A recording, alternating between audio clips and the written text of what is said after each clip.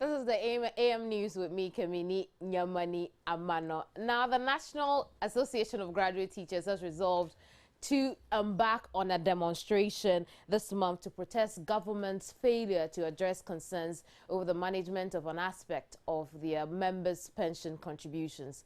The graduate teachers say the protest is also to push for the payment of the outstanding 2011-2012 incremental credit arrears. Nagrat at a news conference indicated 2 demonstrations are scheduled for Accra and Kumasi. The National Association of Graduate Teachers, together with other teacher unions, NAT and TEU, engaged a consultant to work with the management of the Ghana Education Service to set up and register a scheme under the new Pension Law Act 776 of 2008.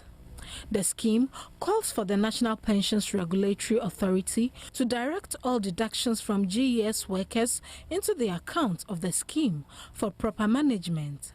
But the government and NPRA has not fulfilled its part. The Act is saying, that Act 776 is saying that anytime the money is deducted from our salary, it should be transferred to the trustees for them to invest, so that when the workers are going on retirement, they can be given the lump sum.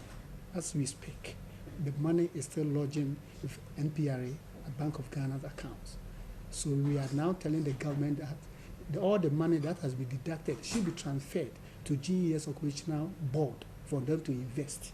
The group is also calling for the payment of the 2011-2012 incremental credit arrears after various promises were made and agreements signed to pay the first 6 months of 2013, while negotiations continued on how and when to pay the remaining arrears. We signed MOU to that effect. The government honored that promise. He paid.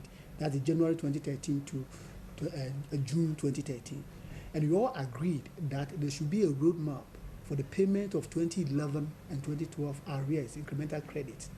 But as we speak, we have written letters upon letters to our sector minister, reminding her of the amount that ought to be paid to us, but no response has been paid. Nagrat is also accusing the Ghana Education Service of transferring teachers without a guarantee of their transfer grant payment. You can't transfer me to a remote area, whereas now you have denied me the amount of money that will help me to transport my things to my new place. Now, even if you are going to transfer me, it is not my duty to go and search for any school. It is your duty to transfer me to where you think my services is needed. So we are saying that no, we can't contest our employer on that issue. It is the prerogative, it is his duty according to the law. But it is also his duty to also provide us our transfer grants and our TNT. The demonstration to drive home the association's demands will be held on Thursday, May 15 in Accra, and a second one in Kumasi on May 27 if no progress is made.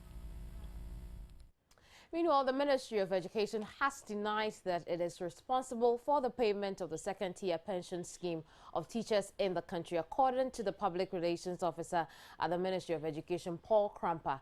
The ministry should not be blamed for non-payment of the second-tier pension deductions made from teachers' monthly salaries. According to him, teachers would have to follow up with the Finance Ministry and the Controller and Accountant General Department for their concerns to be addressed. He further noted that through the ingenuity of the Ministry of Education, the Ministry of Finance has drawn up a process to facilitate the payment of the second-tier contributions to beneficiaries. The ministry's reactions follow warning issued by the National Association of Graduate Teachers asking government to reverse its 3 months arrears payment policy, among others, or face an industrial action.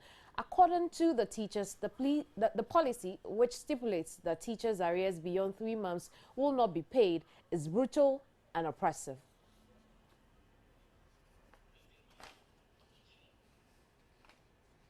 Minister of Defense Mark Woyongo believes drones rather than ships will be a better way to police the West African gas pipeline and ward off attempts to vandalize it. He has therefore charged ECOWAS member countries through which the pipeline runs to consider engaging the technology. Mark Woyongo is optimistic the measure, when implemented, could safeguard the pipe from future disaster. Wayongo was speaking at the opening of a two-day conference in Accra, where representatives from Ghana, Togo, Nigeria and Benin met to discuss ways to prevent future damage to the West African gas pipeline. The West African Gas Pipeline Company, WAPCO, which organized the workshop, says the workshop is seeking to buy-in of the beneficiary ECOWAS member states of steps to be taken to forestall further disruptions to supply. There's activities and measures that we can take on our own, but you know we realize that we can't work in isolation. We have to work you know, closely with the authorities of all the countries, of all the states, the White Peace states. So we're working with the navies to perform dedicated pipeline patrols. We're working with the governments, the harbor commissions that operate these electronic surveillance programs to monitor traffic, vessel traffic in and out of the harbors. You know, we meet directly, one-on-one with the stakeholders who are here today. Managing Director of WAPCO, Walter Perez, confirmed the gas pipeline was currently in very good condition to support the supply of gas.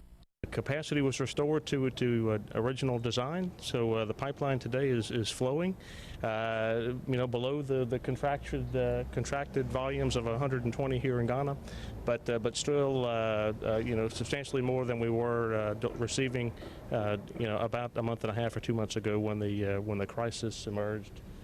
Defense Minister Wayongo asked the 4 member states to protect the integrity of the pipeline just as they hold their maritime boundaries.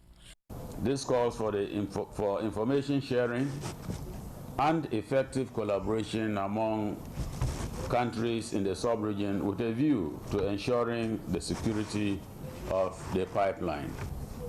It is also my hope that this forum will explore other cost-effective ways, such as the use of drones with shorter turnaround time to cover the pipeline protection zone rather than relying heavily on ships.